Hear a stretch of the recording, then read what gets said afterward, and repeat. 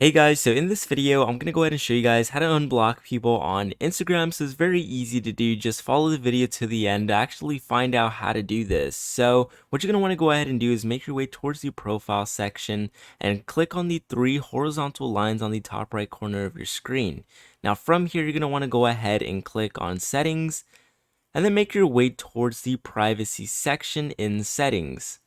Now basically from here, you're going to want to swipe all the way down until you see the connection section. Now here you have restricted accounts, blocked accounts, muted accounts, and accounts you follow. Now go ahead and click on blocked accounts, and then right here you can go ahead and block or unblock anybody you want to unblock here. So that I'm going to go ahead and unblock Stake, and then you're just going to go ahead and click unblock. And then from there, it's as easy as that. You have currently just unblocked somebody just by doing that. So that's how you go ahead and unblock people on Instagram.